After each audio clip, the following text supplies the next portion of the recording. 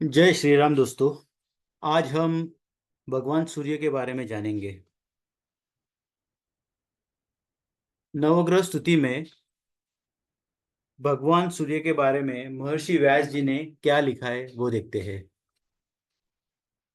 जब हम नवग्रह स्तुति की बात करते हैं, नवग्रह स्तुति में सर्वप्रथम सूर्य का मंत्र आता है। वो मंत्र क्या है? जपा कुसुम संकाशम काश्यपेयम महाद्युतिम तमोरिम सर्व पापघ्नम प्रणतोस्मि दिवाकरम। अब इसका मतलब क्या है? इस श्लोक का जो अर्थ है वो अपने आप में सूर्य को डिफाइन करता है। सर्वप्रथम वर्ड क्या आया है? सर्वप्रथम वर्ड आया है जपा कुसुम संकाशम। वो जो जपा कुसुम के फूल की तरह भव्य है। अब तुम बोलोगे, आपने कभी जपा कुसुम का फूल देखा है?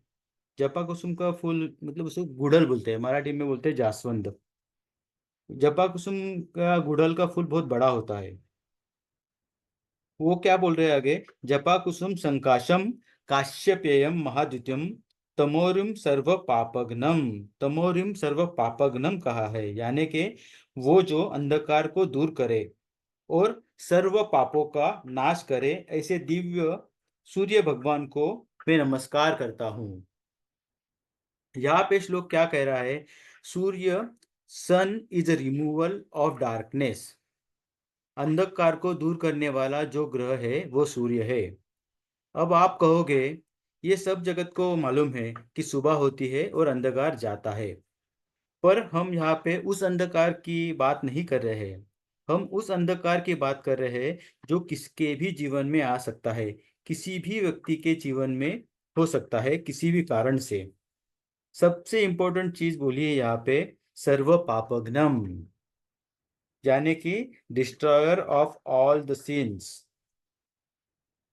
यानी कि कोई भी पाप आपने किया है या आपसे जाने अनजाने में हुआ है, उस पाप को सिर्फ और सिर्फ एक ही ग्रह दूर कर सकता है, वो है सन।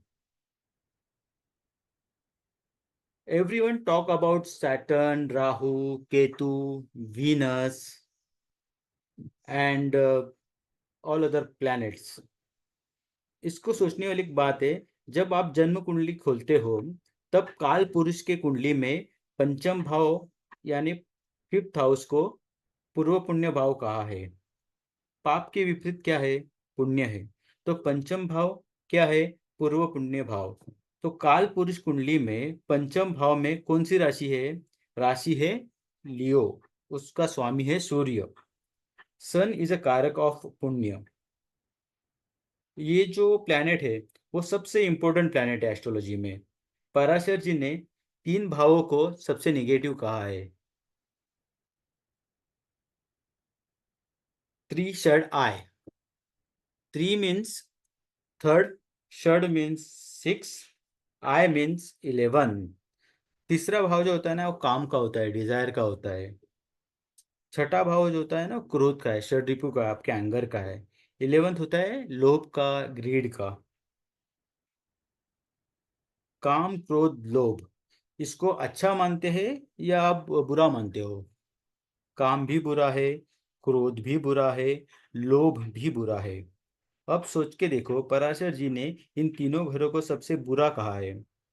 इन तीनों के स्वामी आपके कुंडली में सबसे बुरे प्लेनेट है। अब यहाँ पे ये वर्ड है सर्व पापग्नम, डिस्ट्रॉयर ऑफ सीन। अब आपको नहीं लगता कि सन जिस कुंडली में तीसरे घर में, छठे घर में या 11वें घर में बैठेगा, वो उस व्यक्ति के काम को, उसके क्रोध को, लोभ को या उसके लोभ को अंत करेगा। क्यों? काम भी किसी पाप को जन्म दे सकता है, क्रोध भी किसी पाप को जन्म दे सकता है और लोभ भी किसी पाप को जन्म दे सकता है। And sun is the only planet which can destroy all this sin. So that's why when you have a sun in 3, 6 and 11 houses, that is the best position for the sun. इससे अच्छी सन की position कुंडली में हो ही नहीं सकती।